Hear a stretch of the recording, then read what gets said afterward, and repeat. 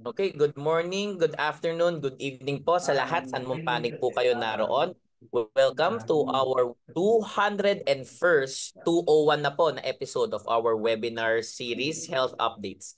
Thank you for being part of our credible online community, and to all those who just discovered us today, welcome po at sana po marami po kayong matutunan sa ating webinar na pag-uusapan po today. It's a topic that we don't really get to talk about so much. But very important dahil kaliwat ka na makikita po natin yung mga dialysis centers na meron po tayo. And I'm talking about chronic kidney disease. It's a growing public health concern in the Philippines, affecting millions of Filipinos and imposing a significant burden on our healthcare system. For our episode today, we'll be providing an overview of CKD, diagnosis and treatment, discussing the spectrum of CKD, early stages, advanced diseases na po ng CKD, what are the risk factors para po sa mga Pilipino such as high blood tsaka diabetes. We'll also look into how do we assess kidney function, GFR estimates and urine analysis, and then yung mga treatment modalities including mga conservative management strategies and pharmacological approaches po natin. I'm Dr. Raymond Francis Sarmiento, Director of the National Telehealth Center, National Institutes of Health, University of the Philippines, Manila. Always a pleasure to be with all of you during our regular Friday and always looking forward to hosting this program.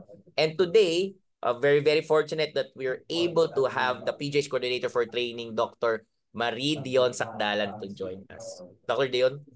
Hello, good morning, good afternoon, and good evening to everyone. Hello, Doc Raymond. I'm very glad to pitch in for Dr. Stella, who's probably doing some emergency case today. But welcome everyone to all our participants here in the live broadcast of Zoom webinar and to all those watching live stream on the TVUP YouTube channel, as well as on the UP System Facebook page, the TVUP Facebook page. And of course, all those watching from TVUP Signal TV channel 101. So as mentioned by Dr. Raymond, we are very much fortunate also because this afternoon we have invited very experienced nephrologist who will teach us or remind us about our knowledge on then update us on chronic kidney disease. She's our professor from the College of Medicine of UP Manila, Dr. Coralie Therese de Macali. And after that, we also invited one of our kidney patients, chronic kidney patients, in the person of Ms. Rowena Kiambao Centeno. So watch out for their talks. Definitely this hour will be another learning hour for everyone. So as you all know, we have shifted from the COVID topics to more general health and wellness topics. That's why our program now is called Health Updates. We have done a little reformatting of our program, but we are maintaining the same high quality of presentations and discussions, and then leveling it up to take a closer look at the existing and emerging health problems locally and internationally. So this year, we want to get immediately into the heart of the discussion. But before we go to those presentations, Dr. Raymond, let's introduce our person on the street video. Thank you, Dr. Dion. So everyone is aware of this week in, week out. The webinar team comes up with a video, very short lang naman po, to be able to determine the baseline knowledge, current knowledge of our common folks on the street. The questions that we pose to them, very simple lang naman po, and we tried to target those who similarly to our reactor has a condition po sa kanilang kidney. So ang mga tanong po natin, narinig nyo na po ba ang tungkol sa sakit na ba to na tinatawag na chronic kidney disease? May kakilala po ba kayong may sakit sa bato na ganito? Ano sa tingin niyo ang mga sintomas ng sakit sa bato? At sa inyong palagay, ano-ano ang mga dahilan na maaaring makapagpapatingin sa doktor para sa sakit sa bato? Paano nakakaapekto ang sakit na ito sa kanilang pang-araw-araw na buhay, at importante po ba ang magpa-check up sa sakit na bato kahit wala pa po kayong nararamdamang mga sintomas, at bakit? Please watch this. Sa kamag-anak o pamilya namin, both father and mother side ay wala pong nagpapadialysis. Kauna-unahan pa lang po akong dialysis patient sa family namin. Oo, yung daddy ko. Yes, actually, my grandfather is kidney deceased patient, and he went through dialysis for 9 years, I think, if I'm not mistaken. Nag-umpisa po talaga ang sakit ko na ito nung karoon po ako ng kidney stone. High school po ako, nagkaroon ako ng kidney stone. Tapos nagkaroon ako ng mga simptomas gaya po ng dugo sa ihi at ultrasound doon po nakita po yung kidney stone ko. So Difficulty sa sa pag-urinate, mahirap. Tapos masakit yung likod. Pero ang pinaka is pag nagmamanas ka ng yung edematous, yung paa mo, yung mukha, minsan lumalaki yung tiyan mo, ganon. Well, when he had kidney disease, he had to go through dialysis, and it goes through like 3 times a week for 4 hours, and it depends on what stage and what your GFR. When you say GFR is the filtration rate of your kidneys, so the more higher your number is, the more dialysis you need. Usually, to my knowledge, ang cause ng kidney failure or kidney disease or sa bato is kung diabetic ka, kung high blood pressure ka, which is hindi ganon yung tatay namin. Unfortunately, his kidneys failed kasi he was given medications, high dosage of medications that caused his kidneys to fail. Nung inoperahan po ako, tinanggal po yung kidney stone at kidney organ. Nagkaroon na lang po ako ng isang bato. Tumagal po siya ng 11 years bago po tuluyang nawalan ng function yung aking left kidney. Kaya ngayon po ay nauwi po ako bilang isang dialysis patient. He undergo dialysis for 11 years before passing away. One of the reasons are diabetes. If you have uncontrolled diabetes, then that would certainly destroy your kidneys. Number 2 is hypertension, uncontrolled hypertension. Yeah, those are the 2 main reasons why I see people get dialysis. Para sa sarili kong opinion, dapat magkaroon tayo ng health conscious, no? Maging health conscious tayo sa ating sarili. Pag may nararamdaman tayong hindi maganda sa katawan natin na paulit-ulit, pinakamaganda natin gawin, magpakonsulta po sa mga doctors natin. Iwasan po yung self-medications. Kaya yung awareness na yung mga gamot na binibigay sa atin ng mga doktor, pwedeng tanungin yung mga doktor kung tama ba yung gamot na binigay o ano ba yung effect nito, ano ba, may masisira pag ininom ko ba ito, masisira ba yung kidney ko, yung liver ko.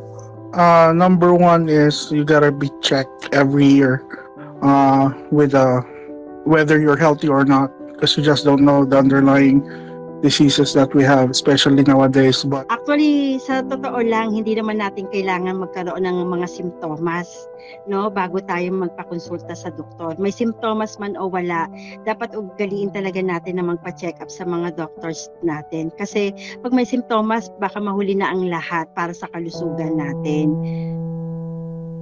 Alright, thank you so much, TVUP. Very important po, especially yung last part, I think.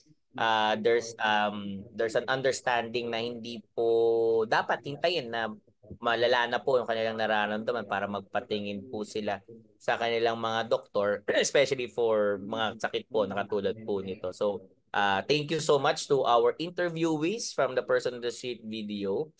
Before we move on to our webinar proper, we'd like to take this opportunity to mention that we've sent out again all of the certificates of attendance that we have, and only those who have watched at least 50% of the webinar duration will be eligible to receive. We only have one inquiry that we have not yet addressed, and we'll address that after this webinar. We're just checking our databases po bakit po hindi po na-send or na-receive yung kanyang certificates of attendance. For our webinar today, we'll be having a standard panel discussion format, and after our speakers have presented, that will be followed by a Q&A session. So again, today we have an excellent speaker po, and then we followed by our reactor. Our speaker will now be introduced by Dr. Dion. Okay, thank you, Dr. Raymond. So, from the POTS video, nakita po natin yung experience ng mga pasyente, ng pamilya ng mga pasyente. So, aside from being aware na pwedeng magkaroon ng ganitong problema, siguro ang isa ring importante nating makuha mula sa magiging presentation at pag-uusap is paano ba natin to i-prevent? Because there are ways to treat it, but more than treating, I hope we learn that there is a way also to prevent yung pagkakaroon ng problema na ito. So, just a segue to the presentation of one of our teachers from the medical school. She's the past president of the Philippine Society of Nephrology, an associate dean, our associate dean for academic development in the UP College of Medicine. She's an associate professor and consultant of the Division of Nephrology from the Department of Medicine of UP-PGH. Please have a big hand for Professor Coralie Therese Di Macal. Hello, ma'am. Hi. Magandang tanghali sa lahat. Good afternoon, ma'am. Good afternoon, ma'am. Ma'am, please go ahead and share your screen, ma'am.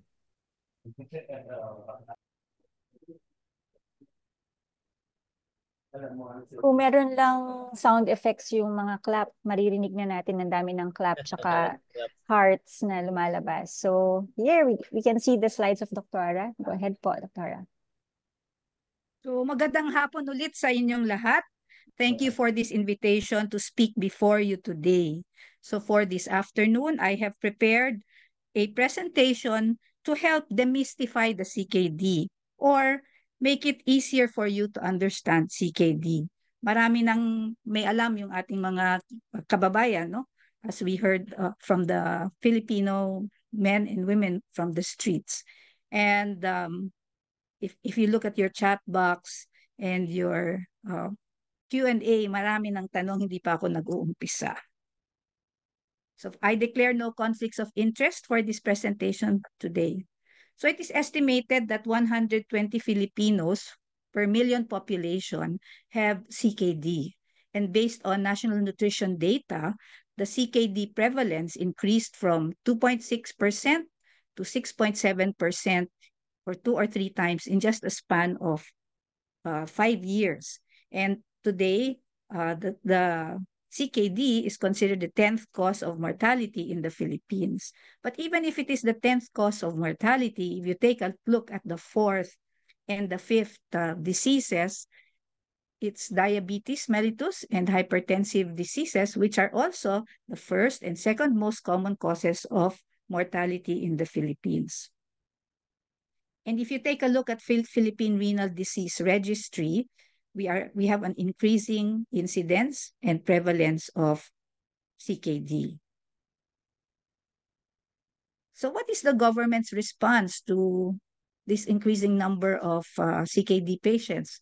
Well, PhilHealth records show that in 2014, hemodialysis posted the most number of filed claims among procedures at 691,489 with total benefit payments that amounted to 4.6 billion pesos.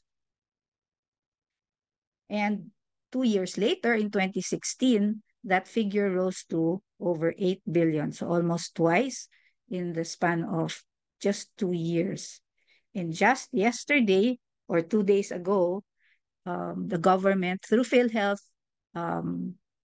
is now increasing yearly dialysis coverage from 90 sessions per year to 156 sessions per year. So today, this is the outline of my talk. We'll talk about this. I'll try to answer some of these questions for you. What is CKD? How do you diagnose, manage? And what are some updates in CKD evaluation? And when should a patient be referred to a specialist? I mean, when we say specialist, usually to the renal specialist or the nephrologist. And the last is, how do you prevent CKD?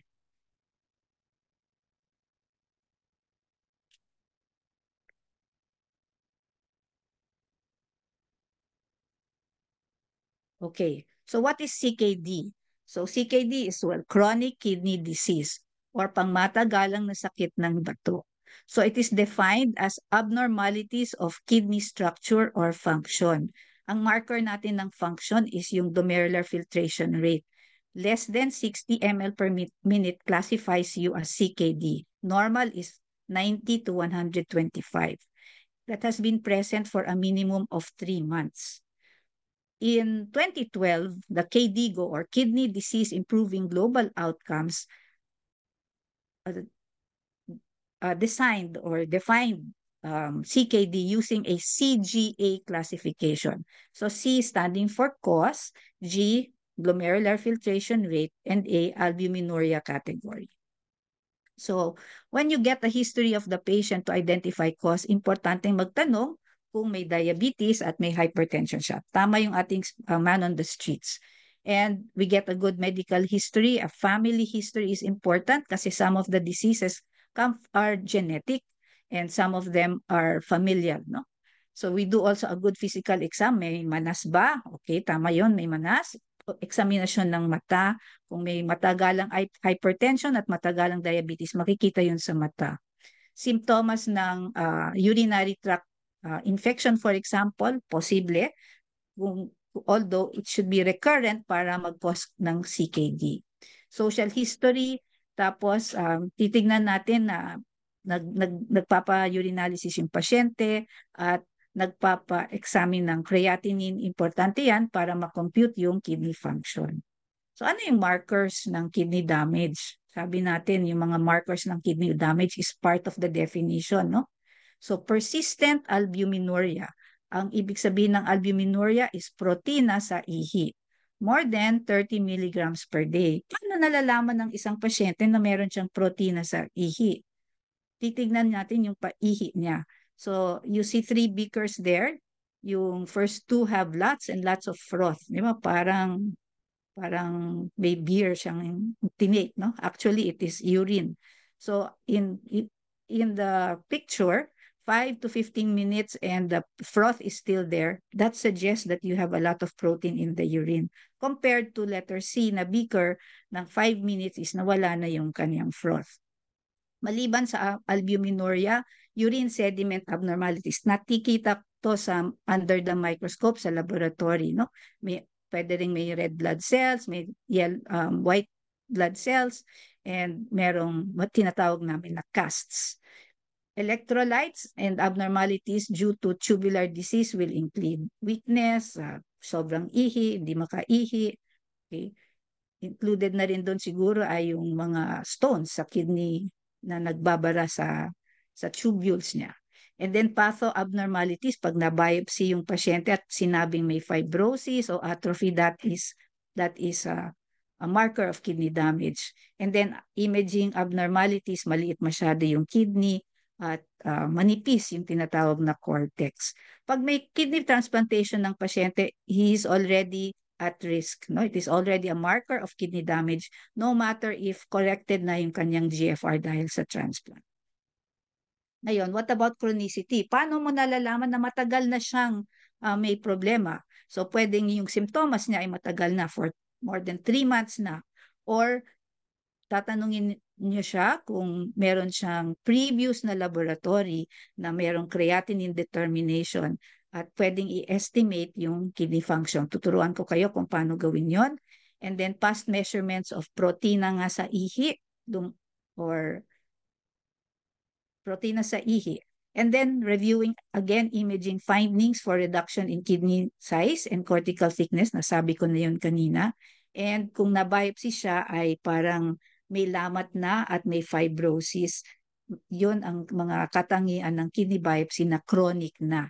Okay? Now, kung first time lang siya nagpa-creatinine, okay, to establish chronicity, kailangan after or within 3 months, magpapaulit siya ng creatinine. Okay. So, paano nagda-diagnose ng CKD? Okay, to diagnose CKD, we have to know what the risk factors of CKD are because that's important in your history. Sa right side, sa green box, makikita nyo yung mga pwede pang ma-reverse na kasi pwede natin i-prevent yung pag diabetes or hypertension, if we detect them early, we can treat them early. Pag madalas magkaroon ng kidney injury, so can be repeated infection or repeated rises in creatinine tapos bumabalik sa normal, ito ay senyales na pwede siya magkaroon ng CKDs in the future. Nephrotoxins, yung mga nakakalason sa kidney, usually over-the-counter pain medications in the form of NSAIDs, no, non-steroidal anti-inflammatory agents. Yun ay nakakasira ng kidney pag matagalan ng pag-inom. And then the presence of protein sa ihi at high cholesterol, because CHF is also beginning to be recognized as important in the management of a patient, we need to correct the CVD risk factors because kidney disease is a major risk factor to develop cardiovascular disease. Sa left naman, yung hindi natin ma-change, no? Genetics, family history, race or ethnicity, gender. Sa ibang lugar, males ang mas mataas na may CKD. That's in Japan. In Turkey, women mas mataas ang CKD. Pag tumatanda, after age 40, the kidney deteriorates by 1% per year. Mga low birth weight, so yung mga premature or yung mga maliliit na mga bata nung napanganak. Tapos opposite nun, obesity, sobrang maraming taba sa katawan. Okay. And so what are the common causes sa ating bansa? Based again on Philippine Renal Disease Registry, diabetes ang number 1, number 2 ay hypertension, number 3 ay chronic glomerular disease or primary renal disease. So ito yung famous na heat map na dinevelop ng KDIGO in 2012. Okay? So it defined CKD, which I talked about, and the CGA classification. So on the left, where the left arrow points to, is your stages of GFR. No? So pag G1, normal or high GFR, pagdating sa G3, mildly to moderately decreased, and pag G5, end-stage kidney disease na po yun. And on the right side, you have albuminuria, no? Or protein sa ihi, A1, A2, A3. From normal to mildly increased, sa A3, severely increased. At makikita ninyo yung mga kulay ng mga boxes. Anong ibig sabihin nun? Well, pag sinabing red, pag naka-color na red, it means that you have a high risk, a very high risk of developing chronic kidney disease versus somebody in the green box na low risk siya for the development of CKD. So looking at this, it's easy if you can classify your patients and you have to refer to your friendly nephrologist even you're already in the red box, no? Wag natin hintayin kasi makakatulong talaga yung early referral sa nephrologist. And then, pag meron kang proteinuria, basta meron kang positive sa urine, magpakonsulta na. Kahit na hindi pa mataas or masyadong mababa yung iyong GFR. Okay? So how do you measure GFR? So GFR uses the serum creatinine to estimate kidney function.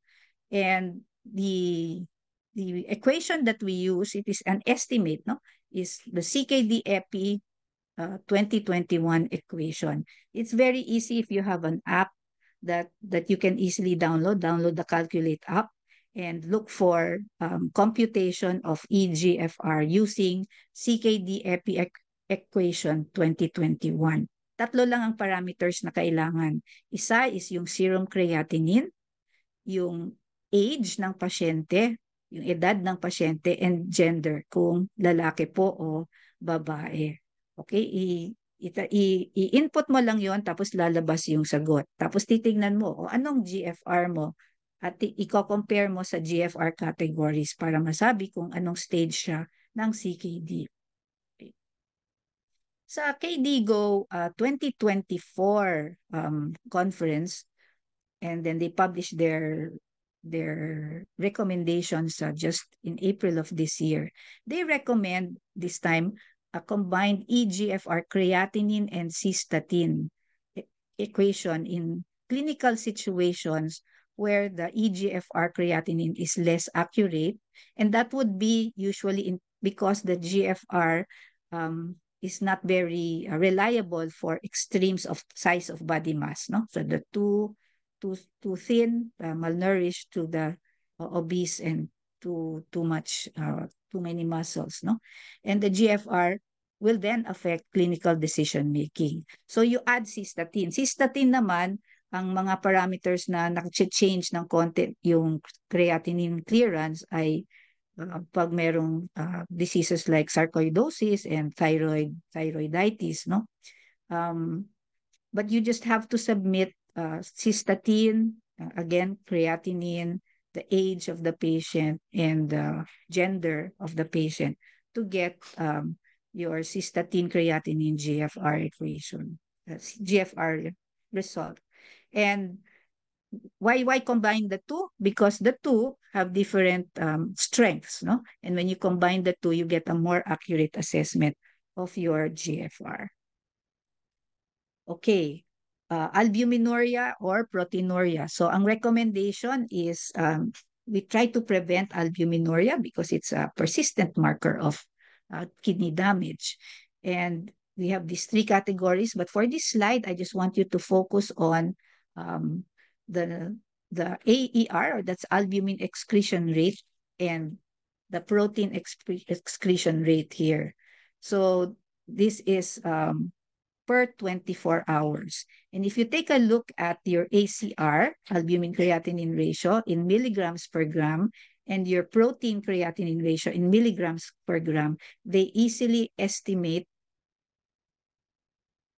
okay, the protein or albumin excretion rate in 24 hours. Because the PCR and ACR do not need a 24-hour urine collection, it becomes easy to just submit a spot collection. The thing is, cystatin is not yet available widely in our country. Okay, so we have established that chronic kidney disease is a state of low GFR, poor kidney function. But AKI, or acute kidney injury, is also characterized by a decline in GFR. But the decline here is sudden compared to, like, in just 1 or 2 weeks, compared to CKD, which is chronic for more than 3 months. And the causes are different. You get sudden drops in GFR when you have hypotension, low blood pressure, or you're diarrheic, okay, so low volemia, low volume. And then when you have obstruction, for example, by a stone or by the prostate gland. And for CKD, we said already diabetic nephropathy and hypertension, CGN. So yung others po, polycystic, SLE is systemic lupus erythematosus, and even hepatitis, HIV, TB can result in CKD. And the diagnosis are based on the criteria. So for AKI, you have elevated serum creatinine and then poor urine output. For CKD, you look at the CGA classification, look at the GFR, the albumin, and the cause. Why is it important to know the difference? Well, generally, AKI conditions are reversible, okay? And the kidney function can go back to normal, whereas CKD are progressive and irreversible, okay? But for both, management is based on the underlying cause. Okay, KDIGO 2024 suggests the use of validated risk assessment tools to aid in decision-making and timing of multidisciplinary care. And one of the risk failure equations, for example, is this kidney failure risk equation, which uses patients' urine for albumin, sex, age, and estimated GFR. And the kidney failure risk equation provides 2-year and 5-year probability of treated kidney failure with the potential to develop CKD stage 5. Okay. So how do you now manage CKD? So here's another way of putting it, CKD as a model, no? Conceptual model of CKD. And if you notice, the circles represent the 5 stages of GFR, no? as we saw in the KDIGO 2012 heat map. So this also is nice because it shows us what are the possible management options for each of these, no? Okay, so kasama doon. So sa screening for CKD risk factors. So everybody must have some screening for CKD risk factors, but the ones with the family history more so. Okay? And then, so if you find that you have a risk factor, you try to mitigate that risk. So kung diabetic ka, wag na kayo kakain masyado ng mga matatamis. And then at increased risk, you want to, from stage 1 to stage 2, you can now take a look at working on CKD risk reduction and screening whether you actually already have CKD. And in the third GFR category, this is the point of no return. No? So you diagnose CKD and you start treatment, but the treatment will not return your GFR to normal. It can only delay CKD progression. So we have slow progression. And then in category 4 or stage 4, we have worsening azotemia. Azotemia means decreasing GFR. And we estimate the progression and treat any complications, acidosis, anemia, okay? And begin considering what possible renal replacement therapy you would like, okay? So that in the kidney failure stage, you will undergo either dialysis or transplantation or request for comprehensive care and chronic care without dialysis.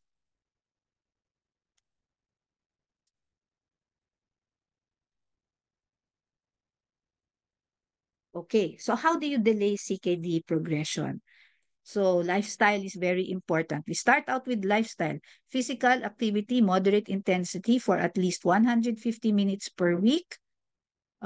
Or if you have, if you're frail, maybe you can adjust that according to your cardiovascular capacity. Avoid the use of tobacco products or vaping, no? And then target an optimal body mass index. So weight loss is recommended for the obese. Weight loss is important for these obese patients because obesity can indeed cause chronic kidney disease. Avoid sedentary behavior, and it will be useful to refer to a renal dietitian to help you plan and mitigate the further worsening of kidney function. Okay, what diet is recommended? If you're hypertensive, we would recommend dietary sodium intake that is less than 2 grams of sodium per day. That's about 1 teaspoon of table salt, as you see on the right. No, it's actually 2,300 milligrams in 1 teaspoon. And then dietary sodium restriction, however, should not be done in patients who have sodium wasting nephropathy. These patients are usually thin and they complain about polyuria. No, they have lots of urine. And when you look at their urine, there's a lot of salt in their urine. And then for the frail or the sarcopenic patients, a higher protein and calorie target is allowed. Okay, what about other forms of diet? Well, we've talked about low salt. Now we're talking about lowering protein. So higher consumption of plant-based foods versus animal foods. Animal-based foods is recommended with a lower consumption of ultra-processed foods, yung mga canned goods, for example, or yung mga gusto natin na tocino or longganisa for breakfast. Okay? So the recommended protein intake is 0.8 grams per kilogram body weight per day in adults who are already on CKD group 3 to group 5. Okay? Avoid high protein intakes of more than 1.3 grams per kilogram per day. Now, you can also try very low protein diet that is supplemented with essential amino acids or yung keto analogs na tinatawag siguro alam ng ating mga pasyente, no? And you take that up to 0.6 grams per kilogram body weight per day. You need to avoid low or very low protein diets in patients who are metabolically unstable. The ones, for example, who have uncontrolled diabetes. But in children, we do not recommend restricting dietary protein intake because they will get stunted growth. Okay, So what are the keto analogs? Just a word about keto analogs. We use this to delay progression of kidney disease. It will not bring the creatinine down. If bumaba man yung creatinine, it might be because it was correct. You are recovering from a mild acute kidney injury. Okay. So, but what does keto analog do? So the ones on top, the molecules on top, this is actually a molecular structure of the amino acid. And below, nawala yung nitrogen, no? Yung N is replaced by a double bond oxygen oxide. And this is the keto analog. And when you ingest the keto analog, it transaminates in the body. So it transaminates, so it gets nitrogen and replaces the oxygen on the ketone end. And you notice that it's now an essential amino acid. Okay, so this conversion of amino into an amino acid is possible because they get this N, the nitrogen component from the urea that accumulates in the body in CKD. So the use of keto analogs is associated with the inhibition of ureagenesis. Caveat lang, keto analogs of amino acids should be administered only with a very low protein diet and at a minimum dose of 3,000 milligrams per day, or about 5 tablets or 6 tablets of keto analogs. So next is, we said that hypertension was a part of the causes of CKD, but it can also occur when your patients do have diabetes and have chronic kidney disease later on, okay? And what is the target? The target blood pressure is less than 120 millimeters mercury systolic, okay? And the first line therapy for blood pressure control is the use of a class of drugs that we call RAS inhibitors, no? The prils, enalapril, etc., and the sartan, so losartan, telmisartan, etc. Okay, but the KDIGO recommendation, aside from that, wants us to individualize BP targets so that we would recommend, for example, less intensive BP lowering therapy in the frail individual who has high risk for falls and fractures with very limited life expectancy or symptomatic postural hypotension. Bumabagsak ang BP pag tumatayo bigla. Okay, in children, the blood pressure control is based on 24-hour mean arterial pressures by ambulatory BP monitoring, lowered to more than the 50th percentile for age, sex, and height. So what do we recommend as treatment for CKD? This is a busy slide. I don't have the opportunity to discuss each of these algorithm pathways, but it provides you a holistic approach to CKD treatment. So the first column is for diabetes, the middle is for hypertension, and the one on the right with the heart is for lipid management in cardiovascular disease. But you will notice that we have new drugs in the market that have shown a large potential for improving cardiovascular outcomes, at the same time delaying CKD progression and controlling diabetes. So we're referring to SGLT2 inhibitors, non-steroidal mineralocorticoid receptor antagonists. These are mineralocorticoid or MRAs, and then glucagon-like peptide-1 receptor agonists. They're new in the market. What is available with us now is the SGLT2 inhibitor. The MRAs and SGLT1 may be available abroad, and the glucagon-like peptide-1 receptor agonist is available also for diabetic patients in our country. So that's very exciting field that we can look at for our patients, no? Because for the longest time, it was only ACE inhibitors and other RAS blockers.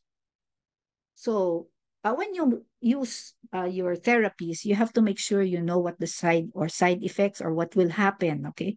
So when we give a patient a RAS inhibitor and an SGLT2/1 inhibitor, there will be noted dips or drops in the GFR following initiation of therapy with both the RAS inhibitors and SGLT2 inhibitors. And the expectation is that and the target should be drops in the GFR not more than 30% from baseline. Okay? If you exceed a drop more than 30%, that warrants evaluation. There might be other conditions that are worsening the kidney function. It may be accompanied also by hyperkalemia. So in the presence of hyperkalemia, you not need to review the drugs. Baka na-miss out yung potassium sparing drug or baka meron siyang mga moderate dietary potassium intake, no? Or sobrang dietary potassium intake. And the treatment for that is to lessen the intake of potassium, ask them to stop it, or consider the use of potassium losing diuretics, for example, furosemide, and then correcting other illnesses that can cause or complications that can cause hyperkalemia. And you can use sodium bicarbonate and potassium binders if you cannot control it with just dietary restriction of potassium alone. For those who are normokalemic after 2 or 3 weeks, okay, that's very good. But if they have a less than 30% decrease in GFR, you can still maximize the use of the ACE inhibitor. Okay. What about cardiovascular disease? What I'd like to emphasize for CKD CVD is that CKD is a major risk factor for the development of cardiovascular disease. And CKD is not a contraindication to an invasive strategy, for example, bypass or the use of stents. Okay, so it is, and then it is also fairly safe to do contrast procedures in patients with CKD, but as long as this has been cleared with the nephrologist. Okay, and in terms of lipid management, is what we learned is because nga CKD is a risk factor for cardiovascular disease, then we should also be worrying about the lipid status of our patients. And the drug of choice is a statin, but early on, you can give also statin ezetimibe therapy. What we're taught is that when they're on statin therapy in the non-dialytic phase, when they reach the dialytic phase, we shouldn't stop the statin, we should continue it. Okay? And they will be especially useful for patients with known coronary disease, diabetes, prior stroke, or again, using an estimated 10-year incidence of coronary death or non-fatal myocardial infarction of more than 10%. So when should the CKD patient be referred to the nephrologist? Okay, we see here the benefits of the early referral and why we insist on an earlier referral to the kidney specialist. Sabi natin sa mga red boxes ng heat map, but at least sana when the patient gets to a GFR already of 30 ml per minute, i-refer na. No? So delaying requirement for kidney renal replacement therapy is a benefit, no? So there's better management of cardiovascular and disease and comorbid conditions. They found out that early referral to the nephrologist also reduces the need for urgent dialysis using temporary access. Yung temporary access is yung nilalagyan ng catheter sa neck, no? Jugular IJ catheter. And that is initially used for dialysis if your patient is not ready with what we call an arteriovenous fistula. Okay? And then greater choice of treatment options. Mas nadidiscuss ng nephrologist yung dialysis, yung transplantation, yung comprehensive care, no? And then reduced hospital length of stay, lower 1-year mortality rate, and increased freedom of choice of kidney replacement therapy or transplant modality. Early access to psychosocial counseling and support for care partners, and even improved nutritional status. So if there are physicians out there, I'd like you to refer your patients early so that we can help delay the onset of dialysis and hopefully improve the quality of life of our patients and prevent them from getting malnourished. Okay, so in monitoring for CKD progression, then what is important, no? you assess the albuminuria and the GFR. And the recommendation is at least annually, not only in CKD patients, for all patients, no? And then assess more often if there's higher risk of CKD progression and when the measurement will impact or change therapeutic decisions. So in the regular monitoring, if you see that your GFR or your albuminuria increases by more than 20% on the next test, they should be referred to a nephrologist who will help who will help find out why there is a higher drop in GFR, okay, than expected. Also, if you look at the measured creatinine or the ACR or the PCR, protein creatinine ratio, if you see that they double on your next follow-up, they should also be referred for identifying what caused that worsening in albuminuria. And they should be treated accordingly. So always, in all patients, this is a general reminder, all physicians need to perform thorough medication review periodically and at transitions of care to assess adherence, continued indication, and potential drug interactions.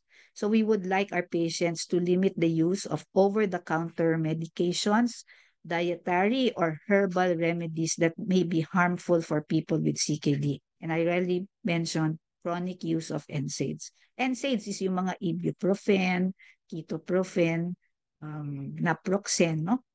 And then there are some drugs that need to be dose adjusted for patients with kidney disease, and you will need to have a validated measure of GFR to use for accurately dosing the drug that is going to be given to the CKD patient.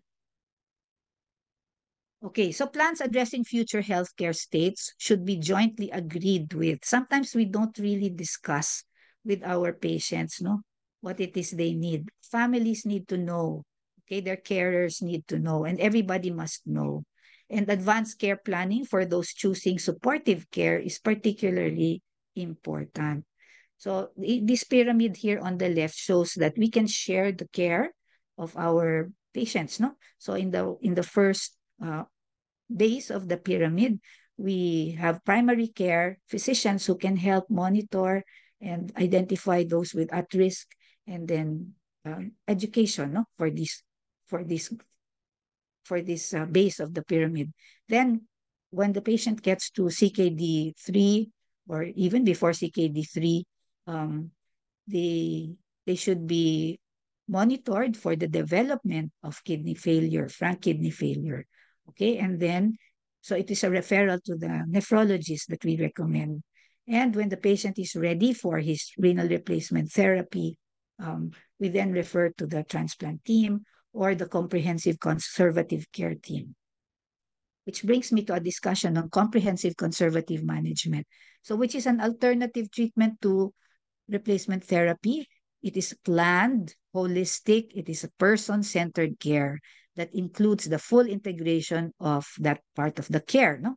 Detailed communication, including estimating prognosis. Wag nating i-withhold yung information para sa ating mga loved ones, no? I think they deserve to know. Advanced care planning, shared decision-making, active symptom assessment and management. So kung manas, bigyan ng konting pampaihi, no? Kung hindi makainom, tatanungin natin kung ano yung cause kung bakit hindi siya makainom, no? Baka meron siyang ibang nararamdaman. Okay, active symptom including psychological, social, family, cultural, and spiritual support. And then they can be treated with interventions to delay disease progression and minimize the risk of adverse events or complications. So, continue nila yung mga supportive drugs for delaying kidney disease progression, but not including dialysis because they have refused it. No? So, what about when do you diagnose, when do you need dialysis therapy?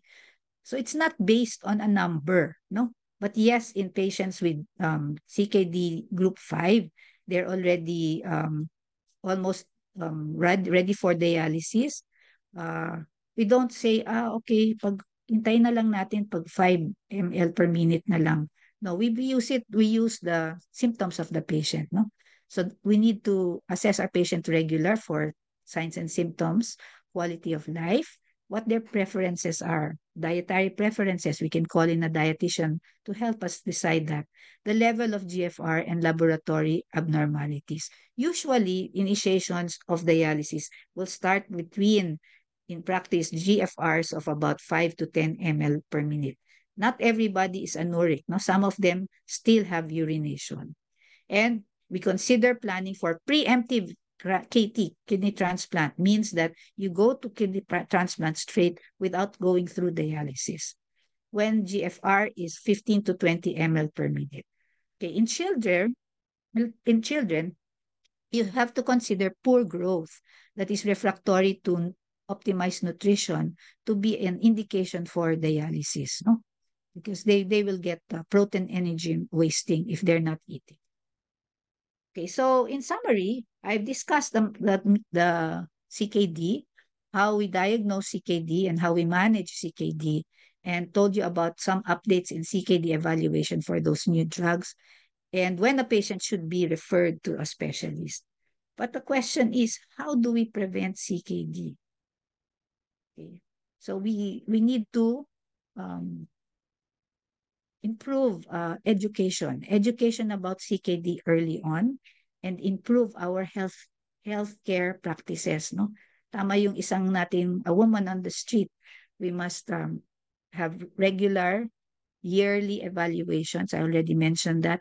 GFR, which means a creatinine, and albuminuria, that means a urinalysis, and an ACR or a PCR. And bring well, probably the education further along, no? Not only at the start of CKD1, but for the younger population, even at the start of the younger, optimizing the nutrition and the education for health for the younger population. So, and I challenge the medical community to work more on health promotion, disease prevention, rather than building dialysis centers. Thank you very much. All right, thank you so much.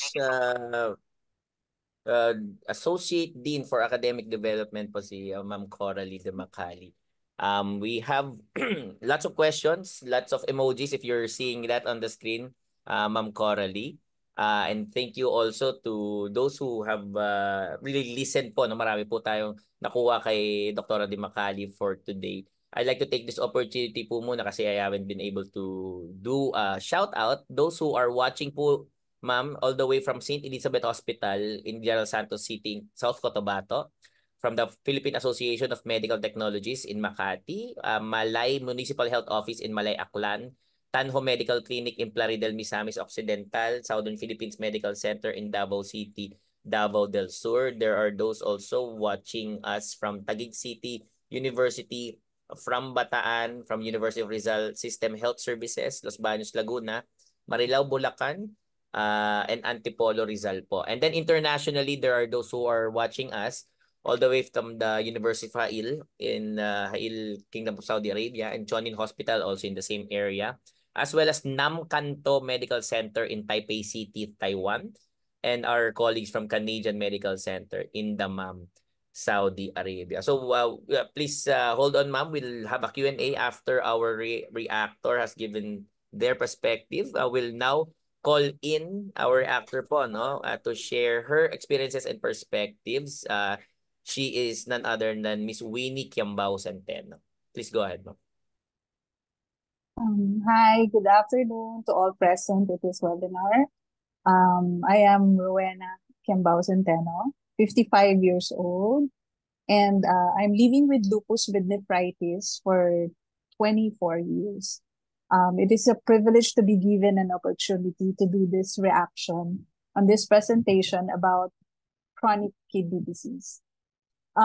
This chance to watch this presentation has led me to look and bring back my experiences prior to and after my diagnosis by our good doctor, my Ninang, Dr. Coralie D. Macali.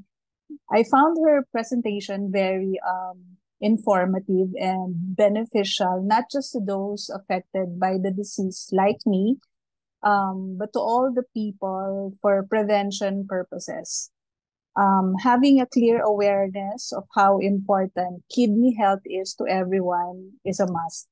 The power of kidney knowledge and awareness to bring health or discomfort in our lives must be of great priority, because if neglected or ignored, would ultimately cost us shorter and painful life. Not to mention its overall effect to the patient and their families as a whole. The cost of treatment is actually draining if the condition is not handled properly. I should know. As they say, an ounce of prevention is worth a pound of cure. And this presentation has given me that feel because of its clarity and simplified explanation and understanding CKD.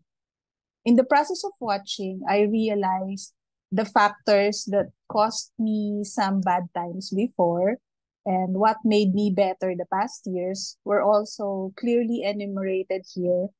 It would have been nice, if during the time I was diagnosed 24 years ago, there were simpler materials to read on or easier to comprehend. I have just trusted the process and what my doctor would do then. Now, by listening to this presentation, I have realized how I was able to go about my condition for many years. Learning more of my condition at this time made me more aware of how to handle myself better and the people around me. I'd be able to share this knowledge in a manner that it would be easily understood. I just want to share my kidney journey in relation to the presentation. Prior my diagnosis, year 2000, family history showed that I may get it too. I have initially experienced regular headaches, then low-grade fever, and high blood pressure, and weakness due to anemia when I was nearing my 30s. It was one of the most grueling years I had, and it was the millennium, the year 2000. That was the year I was diagnosed. Too much stress due to family problems was where I attributed the start of my health scare. I've been too careless of my diet by consuming excessive meat and instant noodles and chips. My kidneys were found to be inflamed from the very start, or maybe even prior diagnosis. I was asked to do a kidney biopsy then. I had too much protein in my urine prior to diagnosis and had to run through a lot of blood chemistry and more urine tests that had many elevated results, mainly on my kidneys: high creatinine, high BUN, frothy urine, blood in my urine, and other things. It was ruled out that aside from my lupus, I had nephritis. I had undergone some treatments like sessions of cyclo for my lupus and steroids. But I was also diagnosed with diabetes around maybe 10 years ago and myopia. So since my diagnosis, my kidneys have been experiencing highs and lows. That, of course, gave me so much fear, and my family as well. Having been under Dr. Di Macali's care, I believe I have actually experienced how to handle my kidneys. As how she has presented it today, it is simple, clear, and well explained through the visuals, excluding the many medical terms that are way too deep for me. Because of how she encouraged communication then in managing my condition, and even up to now, I have learned how to educate myself more. During regular checkup appointments in the course of the 24 years, she would explain what is being done to me and the effect of what she has been asking me to do. I mean, the treatments, the medications that she would prescribe. We had a very good relationship as doctor and patient. The open communication and being honest, my being honest with all the manifestations of my disease that were present played an important role in handling my condition. She was able to deal with whatever condition I had before by changing the medicines right away, the dosage or maybe the medicine. She had practically recommended me all the whatnot and what I can do to help me get healthy and to delay further progression or damage of my kidneys. I'm a bit obedient. There were really bad times that my body has gotten its worst due to my negligence. But somehow, with the management of treatments and constant monitoring of my kidneys and also my lupus through blood chemistry, endless urine tests, and the control of my BP by my doctor, and having a positive mindset and faith, fortunately, my condition got better with many cases of remission. I do not say that I was perfectly well then, because there were a lot of not so good results even up to now, to this very day. What I also appreciate about this presentation is the fact that a holistic approach was included, which basically is one aspect that I clung to for many years. Maintaining a positive outlook in life by constantly making sure that one is connected with oneself and know how to feel and heal oneself in many ways is very important. Creating also an environment and being with a support group, family, that would give oneself that peace amidst the chaotic physical environment. I always believe that the only way we can prolong our own health journey as patients is to control what we can control and leave what we cannot to the professionals. And that's what I did. Having an open and honest relationship with your doctor will help them do their job well. My doctor has given me the freedom to also care for myself, and this made me be responsible to look after my own health. She didn't make the world smaller to me or for me by giving a lot of restrictions, because she allows me to decide what can make me happy. She would always say, pwede naman yan, pero in moderation. And that made me feel that, hey, I can be normal. She taught me to enjoy and sense my body and when to stop. I had to change lifestyle. And I must say that helped me a lot too to survive the 24 years. So I'm very pleased to have been part of this informative webinar to share my reaction on something that is very personal. I truly hope that this would reach those who are inflicted with the disease and to many people for prevention and early detection. Thank you very much. Okay, thank you so much, Ma'am Winnie Centeno. We'll dive right into the question and answer since we are a little bit over time. Maybe Dr. Sukdalan can pick out po one or two questions from the group. Yeah, I picked up several questions and combined it into one. And I'd like to focus on how can we prevent. So there are questions on what are the over-the-counter medications that may potentially harm the kidney, so mga risk factors. Does alcohol intake and smoking affect the kidney? And whether there are beverages that may potentially harm the kidneys. Maybe Dr. Dimacali can answer those. I believe that within the presentation, I have alluded to some of those, no? So in terms of nephrotoxic drugs, okay, pinaka-importante doon talaga NSAIDs, yun ang kinatatakutan ko.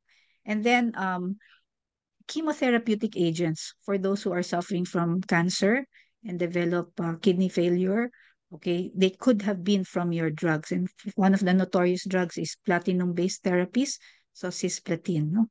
And then aside from that is the many herbal remedies that are available. Kalaban ko sila. Because I don't know what else is inside, no? So that's why I recommend na wag niyo munang i-try kasi hindi pa natin alam, 'di ba? Nakasulat naman ng FDA, meron namang tag na supplement, it is not proven to be therapeutic. Okay. So living a good lifestyle that includes the no smoking, intensity, 1,500 minutes of moderate intensity exercise are important and things that we can actually do, and they will help strengthen your kidneys as well, no? So excessive alcohol intake, not you can have sips of alcohol, that's fine. I am a bit permissive to my patients. They ask me about this, sabi nga ni Vinny, oh, pwede na, sige. Okay, but remember that this is, you should know what your limits are, no? And I think the patients often just like to tell me, and to and then turn them, they come with their relatives, no, and their caregivers, and doc, sabi ko, pinapalimit ko yung yung pagkain niya kasi sobra sa meat. Sabi ko, pag ano, minsan pwede naman, like you can have cheat. I really believe in cheat days. Okay, so just don't be excessive. What else did you ask him? Well, I think you covered it. Medications, alcohol, smoking, Alcohol. and So drinks, alcohol is herbal medicines. alcohol is, you can have alcohol, iba, like 30 ml for social alcohol drinking, but hindi yung chronic alcoholic, results in liver disease. Tapos pwede ka rin magkaroon ng kidney disease as a result of that, no? Okay. Thank you, Doctora. Dr. Raymond, do you have another question for Doctora or Ma'am Winnie? Well, question really will be how well, if it's for for Ma'am Winnie, in terms of your day-to-day, if there are those, I'm not sure if you're part po of a patient group, ma'am, and if you are, what kind of support is being provided through that patient group? How do you maybe provide that support sa mga yung mga bagong diagnose, mga ganun po? How is that, ma'am? Actually, I'm part of the Hope for Lupus group. And since then, like in 2019, I was able to share my experiences. And the more I share my experiences, and I use social media, so I use Facebook just to, to let them see that even if I have lupus with nephritis, I get to be normal, and I it's like an advocacy for me that even though that we are sick, we can be normal, just so that we follow what the doctor will say. And many times, many times, and even during checkups, after my checkup with Ninang, when I go out, someone would approach me, and ask, because they do not believe that I'm sick. That's the thing. They don't believe that I'm sick. I had to explain that of my condition. But the most important thing that I experience are those parents who have their children have been inflicted with either lupus and nephritis. They really would send me messages in Facebook when I try to comment on some concerns of other patients, and they would really ask me, and I give my experience. I share my experience with them, and sometimes I refer to my Ninang because she has helped me prolong my life, and she has prevented me also to have dialysis for 24 years. So I think that would be a good something to share to others, to give hope also. All right. Thank you. Wow, very inspiring, Doc Raymond. No? But, Imagine Ma'am, 24 for how 24 how years. do you advise po yung mga your new patients kung baga for that one? In relation to what Winnie mentioned. Dr. Rabi Makali. What's your for your new patients, like newly diagnosed patients, how do you advise them in relation to what Miss Winnie mentioned, ma'am? Well, I think How do Dr. I how advise? do you encourage them to follow whatever the doctor says, to follow up with you, No, not to be you know who discouraged? are the best are my patients in the clinic. Hmm. I tell them, so for example, okay, I'm trying to convince a patient to have an arteriovenous fistula. So for the audience, the arteriovenous fistula is by connecting the artery to the vein so that you can increase the pressure in the vein so that it will become more visible to use for hemodialysis. Okay. The problem with that is it takes about at least 2 months to what we call maturity and becomes usable for dialysis. But if the patient is already in the ER, kasi hirap na hirap ng umihi, 'di ba? There's not enough time to use the AV fistula. Hindi siya pwedeng maghintay ng 2 buwan, 'di ba? And so we put in an IJ catheter. And we want to avoid that. Because once you put in the IJ catheter, mas mataas yung infection rate. And then there may be complications of the procedure. Aside from that, mahal, di ba? You're now going to have an IJ catheter plus an AV fistula. And then I see in my patient list for the day, somebody who's already on dialysis and has a fistula. And I make them talk to the new patient. So this is what a fistula looks like. I mean, of course, if there's no patient, I'll show uh, the the fistula and the dialysis procedure on screen, no? Screen sa clinic. So the patients are able to, I don't know, maybe it's the patients that are able to convince co-patients that I'm okay. And another patient came into me, he was new, he said, he went into a hospital and they told him he needed dialysis already. When I went to him, when he saw me, I said, no, you don't need dialysis now. In the future, you may need it. And suddenly the depression disappeared. And he said he felt much, much better. And he met a patient in the clinic who also told him, I have been a patient of Dr. Di Macali for 20 years. And 20 years and I'm still in stage 5. No, stage 5 ba siya? Yeah, stage 5 or stage 4, stage 4 yata. So but I tell the patients it's not me, 'di ba? It's the patient. Ultimately it's the patient. It's not the doctor. Okay? Well said, ma'am. Thank you very much. Alam niyo po, marami pang questions in the Q&A and in the chat box, but because of limited time, we may ask Dr. Di Macali to answer these questions in the Q&A. And I think we just have to wrap up. Maybe we can do a part 2 of this topics, Dr. Raymond, but we'd like to thank our guests, Dr. Di Macali and Ma'am Winnie, for gracing this webinar. Marami pong kaming natutunan ngayong tanghali at and of course our listeners and viewers are already expressing their appreciation of this presentation. Dr. Okay. Raymond? Yes, thank you so much, Dr. Di Macali and Ma'am Winnie. Maraming salamat po for your time. We're a little bit over time, but hopefully marami pong naka-appreciate po ng lahat ng inyong perspectives and insights that you have shared for today. We'll launch po our short evaluation poll that you are seeing on the screen right now. There are 5 statements. It's a 4-point Likert scale. I'll read them and then we'll do our closing segment po. The panelists demonstrated thorough knowledge of the topic. Okay, we encourage everyone who are still here to answer po. Yes, there we go. May mga sumasagot na po. The panelists were well prepared and organized.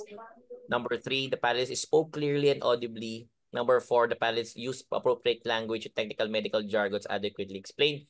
And finally, panelists contributed to new perspectives and knowledge on managing various key health issues. So we will not be closing it until the end of our webinar as we move on to our last part na naman po, very, very important din po as we try to discuss. Ano po ba yung pag-uusapan natin na nakaschedule for next week, Dr. Dion?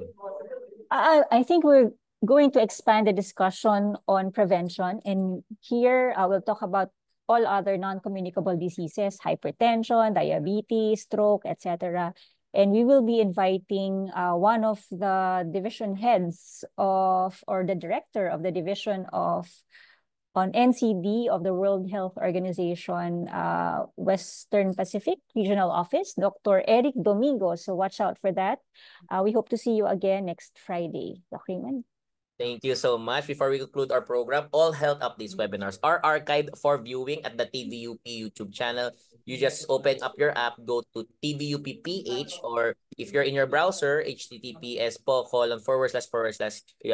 youtube.com/TVUP PH for you to be able to see all 200 episodes po. No? After today, it will be 201 episodes na po. Doon po sa live tab ng ating TVUP YouTube channel. And then in the shorts tab naman po, nandun naman po yung mga selected presentations that we feature in snippets po, no? And hopefully that's something that will also be helpful for you as you try to gain like little nuggets of wisdom po coupled up from yung ating mga webinars po na meron na po tayo. So this formally closes our webinar for the week. We look forward again to your company next Friday from 12 noon to 1 p.m. It's a date.